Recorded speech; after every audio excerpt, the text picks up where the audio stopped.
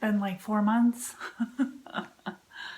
I am still here and I'm still knitting, so I thought I would do a podcast today. It's been requested by some of my beloved followers, so thanks for reaching out and giving me a nudge. I don't know why I haven't podcast. There has been some anxiety about it, and I'm gonna just try to let that go for today. So today is February 28th, and I'm your host, Lorelei. This is my podcast, Handmade by Lorelei. I'm a maker in upstate New York. I live here with my husband, who is a teacher, and we have a couple cats, and I'm sure you'll probably see them because I'm positive will probably hear me at some point talking to myself up here and think that they need to be involved. So I'm sure you'll see them sneak in here. As I said, I'm a maker. I do a lot of knitting and sewing. And this is my podcast where I show my finished objects and what I'm working on. So I'm going to just jump right in so that this isn't super long. I haven't talked to you since my recap of Rhinebeck, which was several months ago. But I have finished a few things, so I will show you some finished objects, and I don't have any works in progress at the moment other than my old unfinished objects, which I probably will grab one of those at some point in the next few days to see if I can maybe crank out and finish something instead of starting something new. I'm finding lately that I don't do very well when I have a whole lot going on at once. So I've been very monogamous in my knitting, which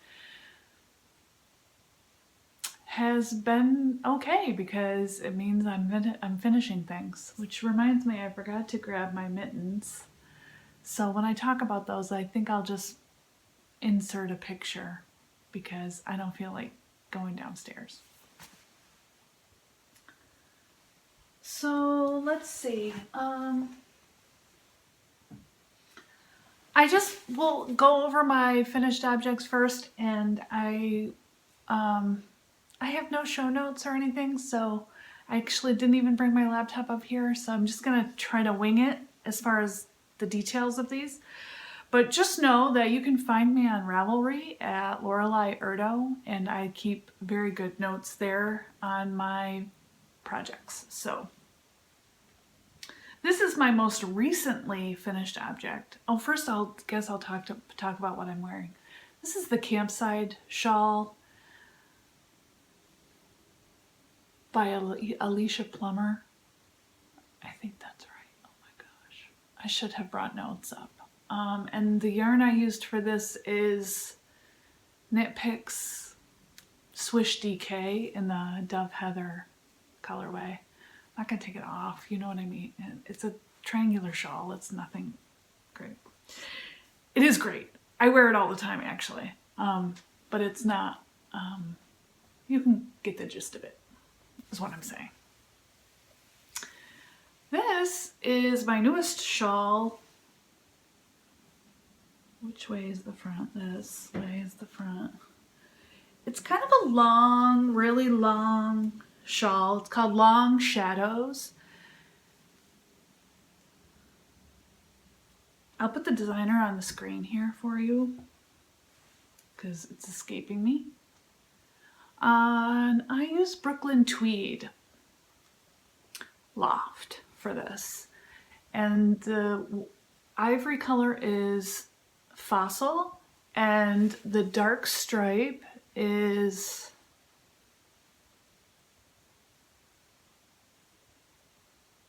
I'm gonna go get my laptop. Okay, I'm back. It's kind of sad. When I went down to find my laptop, I tried to find my seed stitch mittens and I can't find them.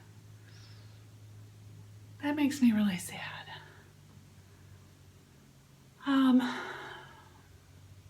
I'll find them eventually. I just hope I didn't leave them somewhere. That's not usually like me, but anyway. I use Brooklyn Tweed, Loft, and Fossil, and Old World. That's what it's a navy blue, and it's probably not showing up very well on the camera, but it's got little blips of other colors in the fibers. A little red. It's got a little red in there. This, the designer of this is Anka Strick. Ankestrick.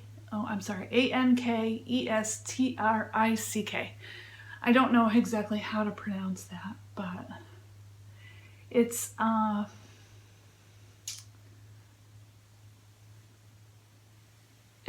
all brioche, single color brioche. And it starts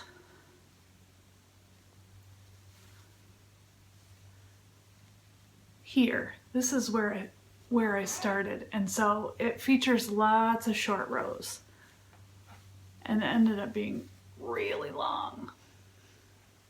It's more of a scarf and less of a shawl, but I love it. So let me tell you a story about Brooklyn Tweed. I tried out Brooklyn Tweed a long time ago. I was a brand new knitter, and I tried a shawl pattern by Olga Jazzy, and it was a scalloped design where each scallop was a different color, or each row had a different color, and the scallops were attached. So basically you start at the front bottom of the shawl and knit the scallop, and then you're supposed to pick up stitches along one side of the top of the scallop and do another scallop, and like that.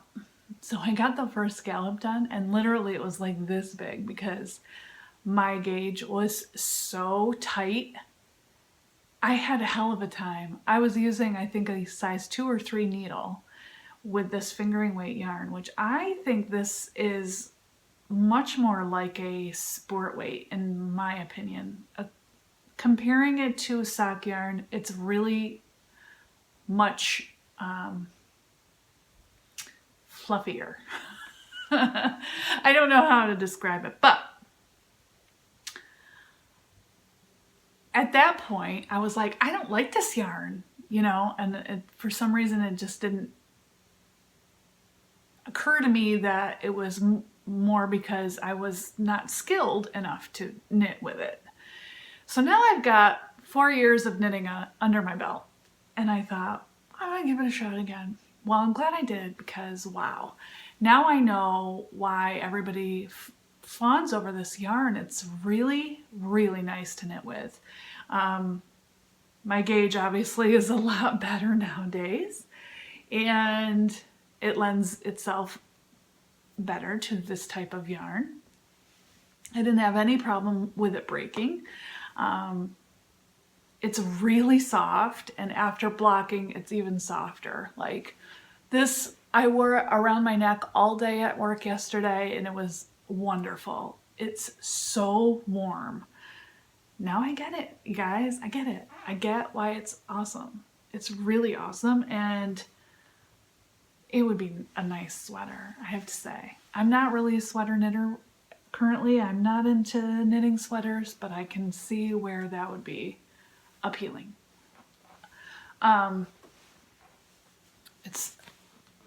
It's cozy. It's really nice. Yes, I recommend it. And this yarn just landed itself on my desert island yarn list. If I was stuck in a desert island, I would knit with this. I'm saying something, see? So, okay, so finished object number 1. Number 2 finished object, I'll just talk about them now. The mittens, the missing mittens. They are called the Seed Stitch Mittens by Pearl Soho. And as you can imagine, they're an all-over seed stitch mitten. I'll insert a picture here for you. They It's a free pattern on Pearl Soho's website and really nice. Really nice pattern. I liked knitting them a lot. I knit them using Nice and Knit worsted yarn in the flip-flop colorway that I got on D-Stash from a new friend of mine. And I don't really have anything else to say about them other than they're amazing and I hope I find them. What the hell? I don't know where they would be. I checked every bag, every pocket. I don't know.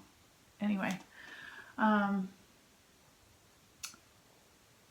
don't really know what else to say about those. Mittens are mittens are mittens are mittens. And yeah, so the next thing I finished is my boho blush shawl. This is a pattern by Andrea Mowry, and it had been on my list for a really long time. And it's a really long, large, crescent-shaped shawl in garter stitch. There's some one-color brioche and some lace in it, and it's got these fun fringe, which when I wore it seemed like the fringe got in my way. So I may be gifting this to somebody. The fringe just didn't work for me. I felt like it was always in the way, but I wore it at work. I suppose if I was wearing it on a date or who knows, I don't go on dates, but I don't go anywhere. So if I was wearing it somewhere other than work, maybe it wouldn't be an issue. However, I felt like the fringe really got in my way. It's a beautiful pink color.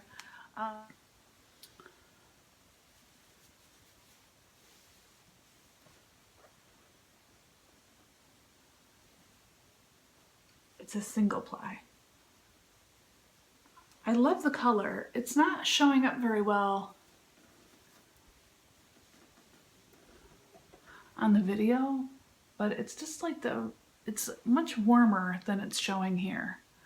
But anyway, that is another finished object. That took a long time to finish. I started it December 11th and I didn't finish it until January 28th, so almost 2 months.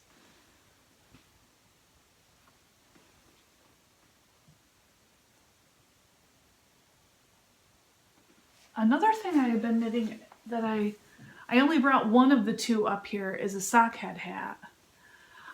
This is the first one I knit, and then I knit another one. This first one I knit in Zen Yarn Garden Serenity 20, which is an MCN base. And the color, I did not put the colorway on my project page. I don't know what my hair is doing. I really need a haircut. Loved knitting this, and I don't know what was taking me so long to knit one of these. I think it's just all that ribbing, but I really didn't mind knitting it. And once I get to the stockinette section, it just flies off the needles. I ended up buying a pair of Ignite needles. They are a size... I didn't put anything on my project page for this. I don't know what I was thinking. I think they're a 2 or a 2.5. And it's a 16-inch needle. Really like those needles. Like, I'm glad I bought them because now I can knit all of these on those needles. So I did cast on a second hat as soon as this one was finished. And that one I knit out of House of a la Mode fingering weight in the blue Tiffle colorway, which is a real speckled blue, has like a white and gray background with lots of teal and blue speckles. I'll put a picture in here for you so you can see it. It's turned out great. I wear them all the time. I love them. So it's another pattern that I highly recommend. It looks really long, but when it's on, it doesn't look... All right, I'll just put it on.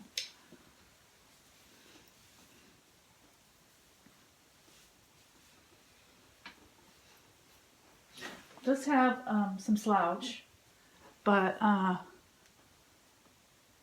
love it. Love it, love it, love it, love it, love it. It's so cute. Boy, this is nice and cozy. I'm gonna leave this on. What else have I been working on?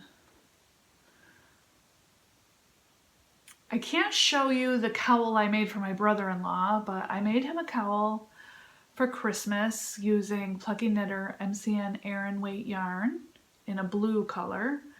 And the pattern was called Carve, and it's by Leslie Ann Robinson.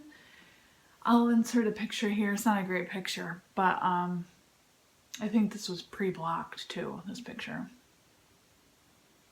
But I mailed that to him, and he's one of the most knit-worthy people in my life. He always asks for a cowl for Christmas, so the last 3 years I have knit him a cowl. And he wears them all the time, so thanks, Kevin. I'm so glad you like it and enjoy my knitting. It means a lot to me. And I also made myself a cowl. And let's see. You've probably seen a lot of people knitting these, but it's a super popular pattern, and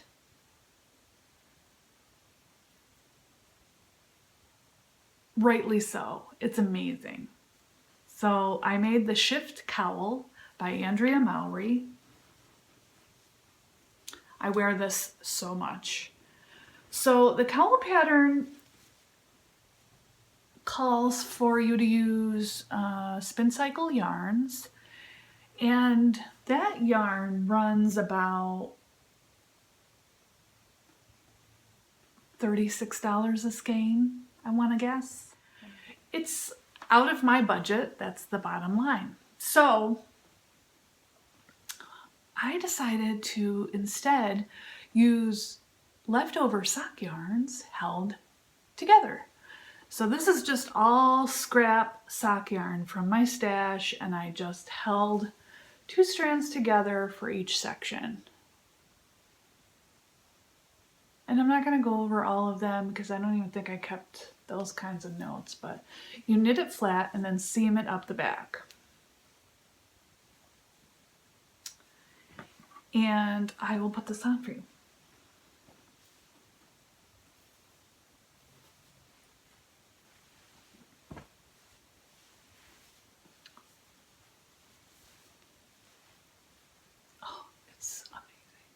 I get so many compliments on this when I wear it.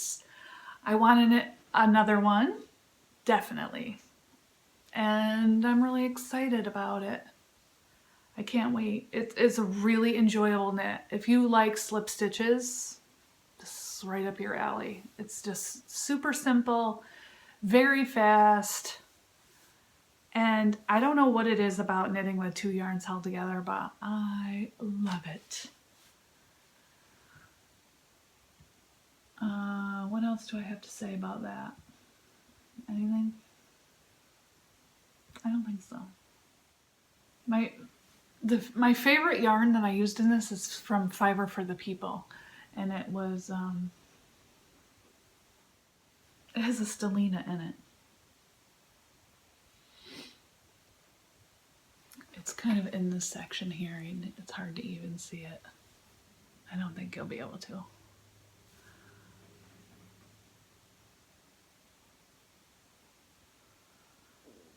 Anywho,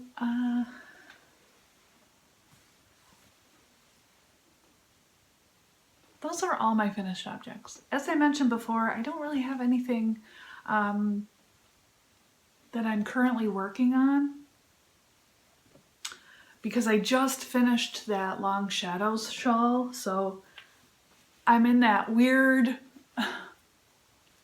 in-between stage of trying to pick out a new project to work on. And I really don't know what I'm gonna do next. I have a lot of ideas. One thing that I need to also do is I'm working on a test knit for Tiff Nealon of Tiff Nealon Knits.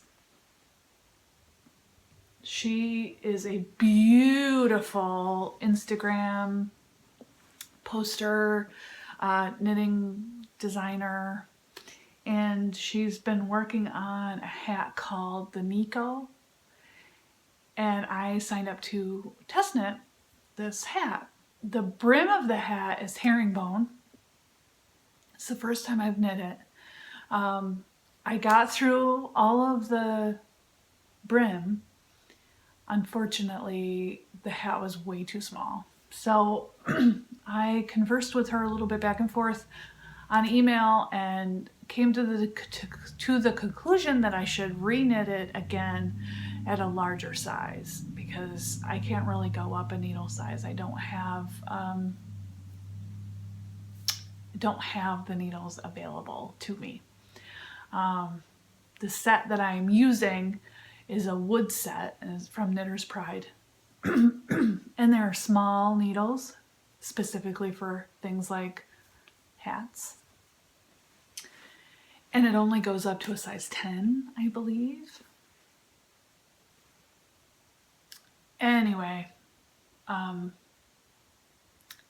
recast on the hat the other day, and I got halfway through, and last night when I picked it up and started working on it, I made a mistake in the herringbone that I could not fix. So I pulled it off the needle, and I might try to pull out that row and try to get them back on the needle, or I might just start for a third time on this hat. And she, I believe, is going to be releasing the pattern March 5th, so I don't know if I'm going to be able to finish it by then. We'll see. As for other future projects, I don't know. I have so much yarn and so many projects in mind. It's really hard to pick, and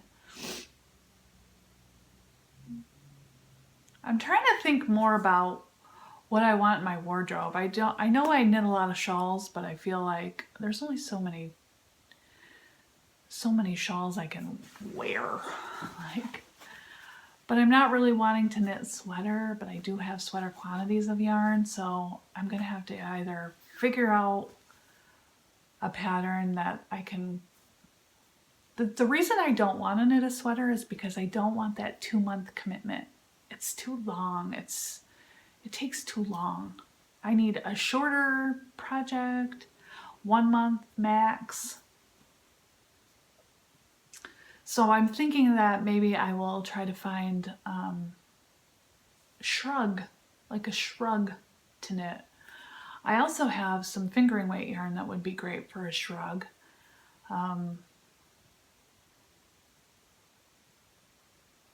Or like a kimono style thing. I know Melody Hoffman has one that she designed that's amazing, and I've been eyeing that for a long time, but that one is a worsted weight, so I don't know.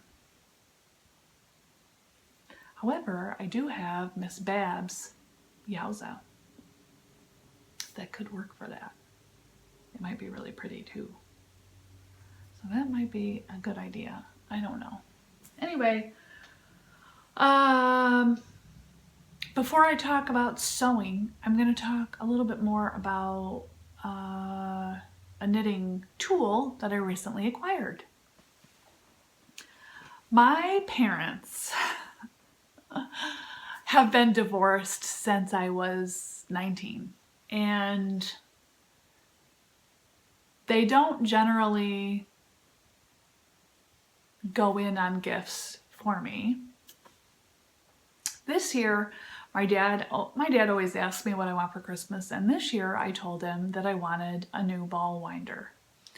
And I sent him the link and some videos, and he was instantly interested, which that's always really cool when your dad is interested in what you're doing. So he was just like, wow, that's really cool. It's very interesting how that works. But the price tag is a little high. Do you mind if we ask your mom if she wants to go in halvesies on this gift? And I said, all right, I'll ask her, not really knowing what to expect. Come to find out, she was on board. So it was really very cool. They worked it out. I gave them the website. He placed the order. It came and I got my ball winder. So I brought it up. This is from the Fiber Artist Supply Company, and I will link their website down below. This does have a clamp that I didn't bring up. It clamps to a table. So here's where the yarn comes in. And look.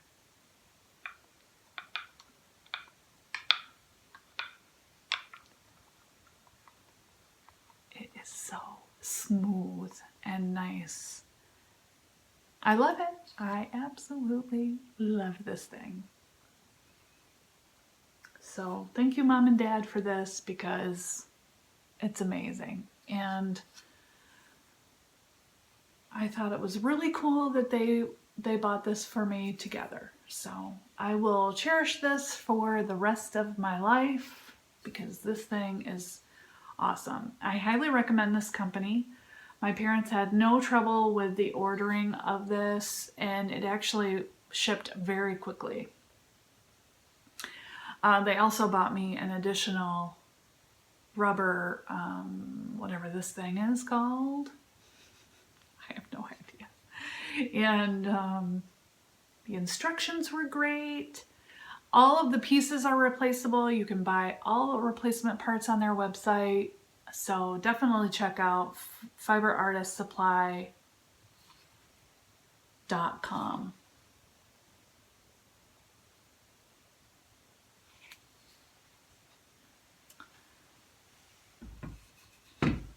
So I'm going to go ahead and transition on to talk about sewing.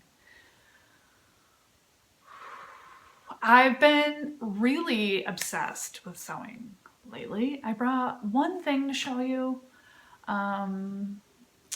If you don't follow me on Instagram, you might want to, just because I post a lot of stuff on there that I'm working on.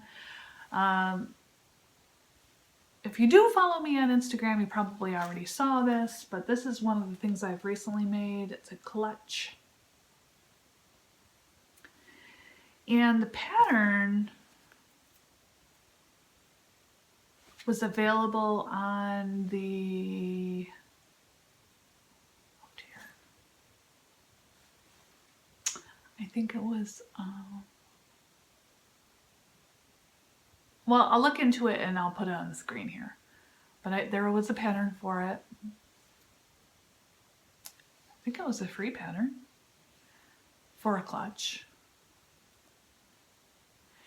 And I loved it. This is the better side, as you can see. It's not perfect.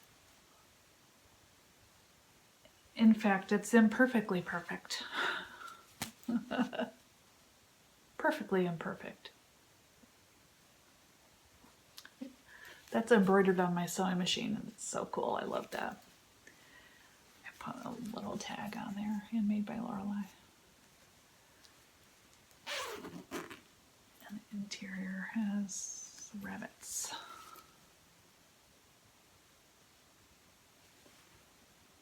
Can you see it?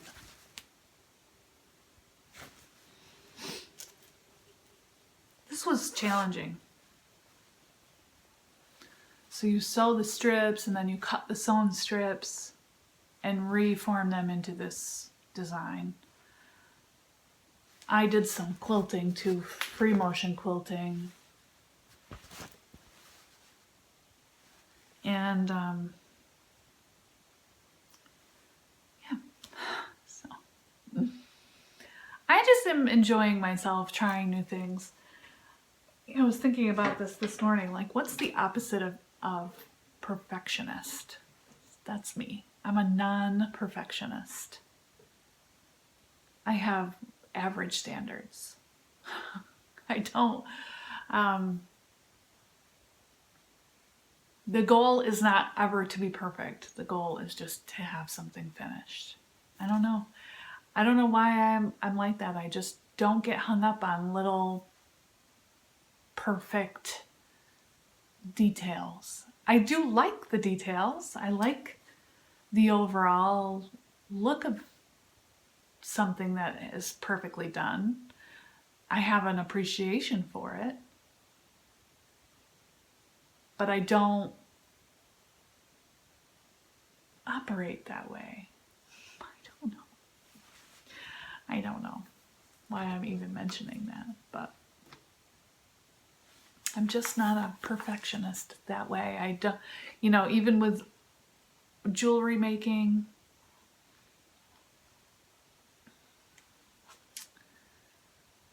I don't fuss with things for a long time, I guess. So, when it's done, and I don't know. I don't even know how to, anyway. Obsessed with this book. Obsessed. The Quilt Block Cookbook. As you may or may not know, if you're new to the channel, I work part-time at a quilt store. And one of the things that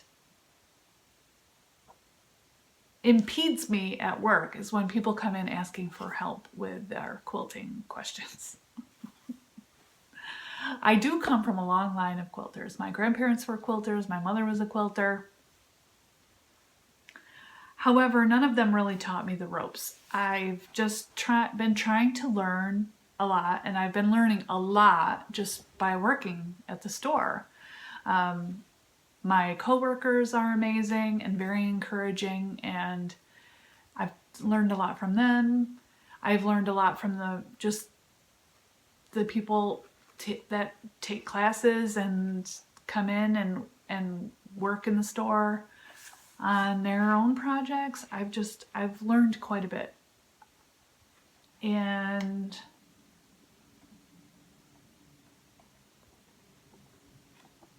I thought this book was adorable. I just like how it's laid out. However, I don't recommend this book for an absolute beginner. It's just too vague. I think it assumes that you know a lot more than you know. So there have been some instances where I've been working on a block and I just really can't figure it out without the help of a more advanced quilter. So anyway, the idea of this was that I would buy this book and then work my way through all of the quilt blocks. So I made 3 so far, and I will put pictures in here so you can see them. I'm not making them in any order.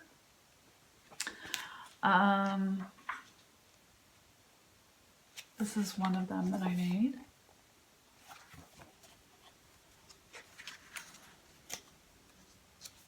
Where's that other one I made? This one. Did I show you that one? No. So I made those 3 so far.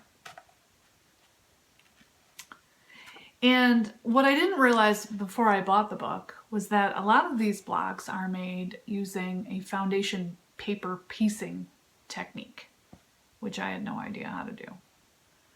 The instructions for that technique are in the back of the book. However, along with templates, which is nice, I just had a really hard time making sense of the written instruction. Even though there's diagrams, I just couldn't figure it out. So I ended up looking it up on YouTube. What did we do before we had YouTube? Oh my gosh, because that was really helpful to see it done. Then the instructions made more sense to me. I'm just more of a visual learner. Anyway, I'm really enjoying making these blocks. I just think they are so fun, and it requires some work, you know, but I like just working on one block at a time because you don't need that much fabric, you don't need that much time, and it's really, what's the word I'm looking for? Words are so hard today. Gratifying to finish a block. And I think the idea is that I will put all these blocks into a finished quilt. The other idea of this was that I was going to use up my scraps.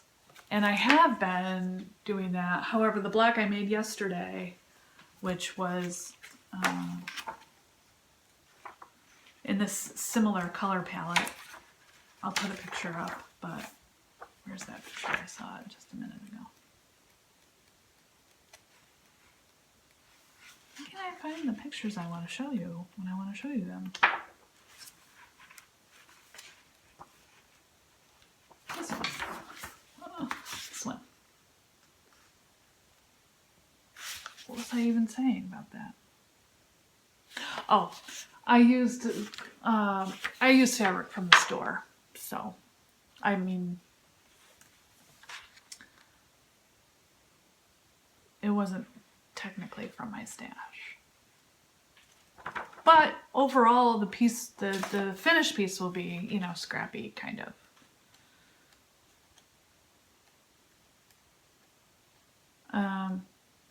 Some of the patterns are pretty cool in here, like that. That doesn't even give you an idea of what the finished thing looks like. It looks like that. Anyway, this book is really cool. It's by Amy Gibson. And I love the photography, and I just love it.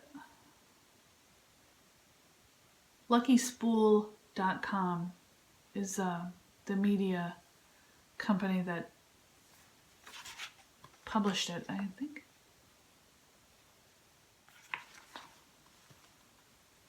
Pretty cool stuff.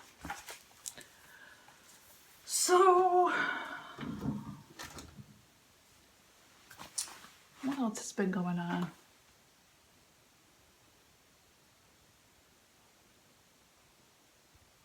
I guess that's it. That's all I've been working on. That's it. I hope you enjoyed this episode. If not, give me a if not, give me a thumbs up anyway. If you did, give me a thumbs up, subscribe to the channel down below if you want notifications of future videos. Hopefully I will be doing them a little bit more frequently. Hit that little bell icon down below, and that will give you emailed notifications of my new uploads.